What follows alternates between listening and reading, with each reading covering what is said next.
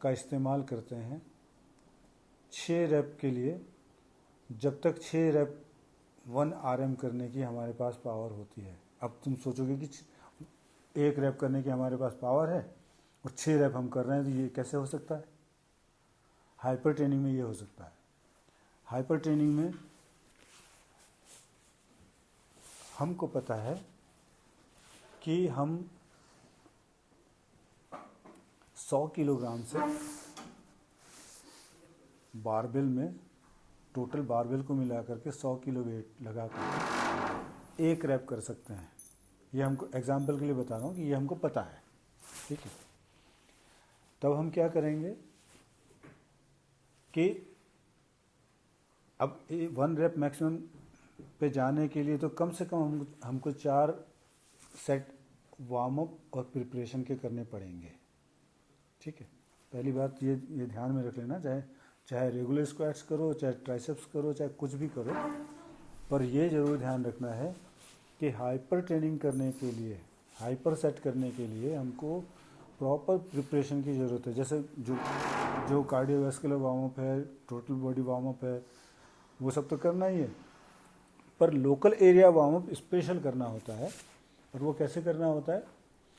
जैसे weight lifter या power lifter लोग अपनी जो लिफ्ट है वो तो 1 RM करते हैं ना, 1 रैप मैक्सिमम वाला लिफ्ट करते हैं ना, उनकी जो लिफ्टिंग होती है एक ही बार उठाना होता है, तो वो 1 RM करने के लिए, पर पावर लिफ्टर्स की और वेट लिफ्टर्स की जो 1 RM है, उनके 1 RM में और हमारे 1 RM में फ़र्क है।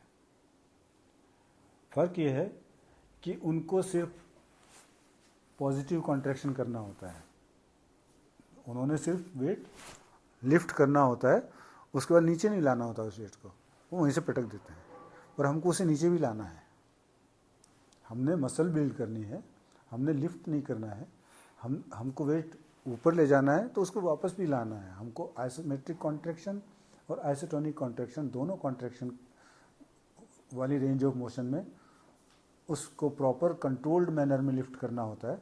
तो एकदम क्विक, बहुत तेज़ से जर्क दे करके लिफ्ट करने की वाली लिफ्ट नहीं हमको करनी है, पर क्योंकि वो लोग मसल को प्रिपेयर करते हैं अपनी लिफ्टिंग कैपेसिटी को मैक्सिमम करने के लिए, तो जो तरीका वो लोग करते हैं वो तरीका हम लोग भी वार्म अप और प्रिपरेशन के लिए अप्लाई कर सकते हैं। तो तरीका क्या है? जैसे मैंने पहले एग्जांपल बताया था प्रोग्रेसिव रेसिस्टेंस के लिए, या मसल को वार्म अप और प्रिपरेशन कैसे करते हैं फेलियर पॉइंट तक जाने के लिए। तो जैसे मैंने बोला था 40 किलो से अगर हम 100 किलो से 1 रैप कर सकते होंगे, तब हमें क्या करना है? 40 किलो से 10 रैप नहीं करने हैं, 5 रैप करने हैं। 40 किलो से 5 रैप करने हैं, 60 किलो से 3 रैप करने हैं, 80 किलो से 2 रैप करने हैं, और फिर से 80 किलो से 1 रैप करना है। ये 4 या 5 सेट हमने अपने आप को प्रिपेयर कर लिया। 5 3 2 1 2 या 5 3 2 1 1 या 5 3 2 1, ऐसे करके हमने अपने आप को प्रिपेयर कर लिया अच्छी तरीके से। और जो वेट लगाया उसमें वेट ये लगाया कि 100 किलो तो एक रैप हम कर सकते हैं, नीचे ले जा सकते हैं और फिर उठा सकते हैं, ठीक है, और फिर उसी वेट को फिर से नीचे ला सकते हैं। ये बात ध्यान रखना कि 100 किलो को हमने उठाना है,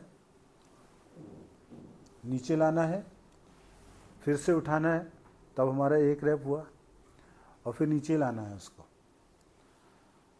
तो पहला जो रैप होगा वो 1 के बजाय 1.5 होगा, ठीक है, क्योंकि एक आइसोटोनिक कॉन्ट्रैक्शन वाला रैप होगा, दूसरा आइसोमेट्रिक कॉन्ट्रैक्शन वाला होगा, और फिर से हमें आइसोटोनिक कॉन्ट्रैक्शन मोड में लाना है क्योंकि दूसरा रैप करना है। अब हम जो बारबेल में वेट लगाएंगे वो इस ढंग से लगाएंगे कि उसमें से वेट स्ट्रिप करना है, लेकिन उतना ही स्ट्रिप करना है कि सिर्फ एक ही रैप हो सके वो कम हुए वेट से, एक से ज़्यादा ना हो सके। तो आजकल तो 2.5 किलो से कम के वेट जिम में होते नहीं हैं, बड़ी असुविधा है। पर हमारे पास हैं, हमारे पास 2.5 LBS के और 1.25 LBS के, 1.25 पाउंड के और 2.5 पाउंड के भी वेट हैं। और हमारे पास मोटी कॉलर वाली बार नहीं है, जब भी कभी ये इस्तेमाल करने होते हैं तो, क्योंकि ट्राइसेप्स के लिए जब ये हाइपर सेट करते हैं तो हमें 1.25 पाउंड की ज़रूरत पड़ती है। बाइसेप्स के लिए जब हाइपर सेट हम लोग अप्लाई करते हैं तो हमको 2.5 पाउंड की ज़रूरत होती है। और पेक्टोरल के लिए जब हम इस्तेमाल करते हैं तब हमें 2.5 और 5 पाउंड की ज़रूरत पड़ती है, किसी रैप में 5, किसी में 2.5। और जब स्क्वाट्स में हम ये इस्तेमाल करते हैं तब हमको 5 पाउंड की ज़रूरत पड़ती है। और 5 पाउंड का मतलब तो लगभग 2.25 किलो होता है, और 2.5 किलो से कम की कोई प्लेट नहीं होती यहाँ पे, तो हम उसमें नहीं अप्लाई कर पाते।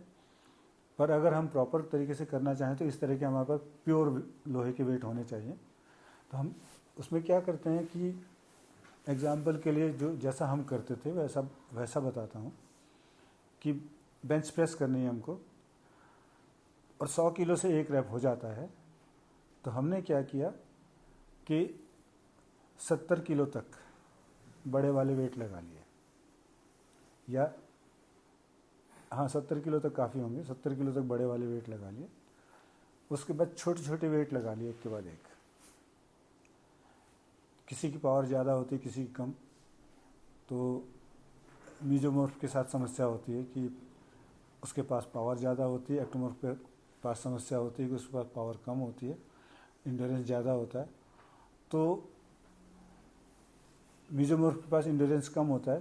तो हम लोग क्या करते थे, अगर हमारा कोई ट्रेनिंग पार्टनर मीजोमॉर्फ है और मैं एक्टोमॉर्फ हूँ, तो मेरे वाले टाइम में हम लोग लास्ट में 5 प्लेटें लगाते थे।